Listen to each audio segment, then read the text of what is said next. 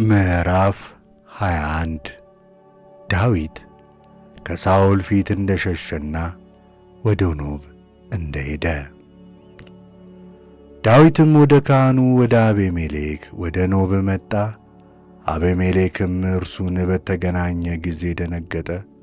ስለምን አንተ ብቻህን ነህ? ከአንተስ ጋር ስለምን ማንም የለም? አለው።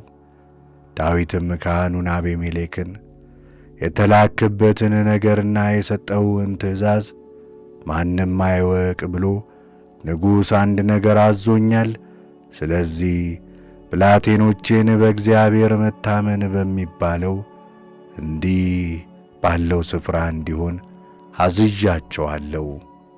አሁንም 5 እንጀራ በእጅህ ካለ ወይም በእጅህ ያለውን ስጠኝ አለው።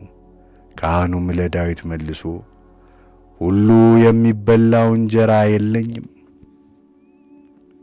ነገር ግን የተቀደሰ እንጀራ አለ። ብላቴኖቹ ከሴቶች ንጹሐን እንደሆኑ መብላት ይችላሉ አለው። ዳዊትም ለካህኑ መልሶ ከሴቶች ተለይተን ወደ መንገድ ከወጣን ዛሬ 3ኛ ቀናችን ነው። እኔም ብላቴኖቼም ንጹሐን ነን። ነገር ግን ዛሬ ሰውነቴ ንጽሕት ስለሆነች ነው እንጂ ይህቺ መንገድ የነጻች አይደለችም አለው። ካህኑም አቤሜሌክ በእርሱ ፋንታ ትኩስ እንጀራ ይደረግ ዘንድ በእግዚአብሔር ፊት ካለው ኅብስት በቀር ሌላ እንጀራ አልነበረምና የቁርባኑን ኅብስት ሰጠው። በዚያ ቀን ከሳኦል አገልጋዮች አንድ ሰው በኔሴራ አቅራቢያ በዚያ በእግዚአብሔር ፊት ነበር። ስሙም ሶርያዊው ዶይቅ ነበር። የሳኦልም በቅሎች ጠባቂ ነበር።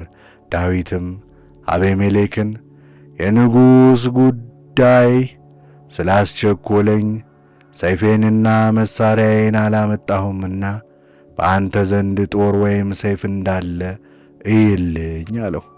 ካህኑም በኤላ ሸለቆ የገደልኸው የፍልስጤማዊው የጎላያድ ሰይፍ እነሆ በመጎናጸፊያ ተጠቅልላለችልህ። የምትወስዳት ከሆነ ውሰዳት፣ ከእርሷ በቀር ሌላ ከዚህ የለምና አለው። ዳዊትም ከእርሷ በቀር ሌላ ከሌለ እርሷን ስጠኝ አለው። እርሱም ሰጠው። ዳዊትም ተነሣ፣ በዚያም ቀን ከሳኦል ፊት ሸሸ። ወደ ጌትም ንጉሥ ወደ አንኩስ መጣ። የአንኩስ ብላቴኖችም ይህ ዳዊት የአገሩ ንጉሥ አይደለምን? ሳኦል 1000 ዳዊት 10,000 ገደለ ብለው ሴቶች በዘፈን የዘመሩለት እርሱ አይደለምን? አሉት። ዳዊትም ይህን ቃል በልቡ አኖረ። የጌትንም ንጉሥ አንኩስን እጅግ ፈራ፣ በፊቱም መልኩን ለወጠ። በዚያች ቀንም አመለጠ። በከተማው በር ከበሮ ይዞ በእጁ መታ፣ በበሩም መድረክ ላይ ተንፈራፈረ። ልጋጉም በጢሙ ላይ ይወርድ ነበር። አንኩስም ብላቴኖቹ እነሆ ይህ ሰው እብድ እንደሆነ አይታችኋል። ለምን ወደ እኔ ያመጣችሁት? በፊቴ ያብድ ዘንድ ይህን ያመጣችሁ እኔ የእብዶች አለቃ ነኝን? እንዲህ ያለውስ ወደ ቤቴ ይገባልን? አላቸው።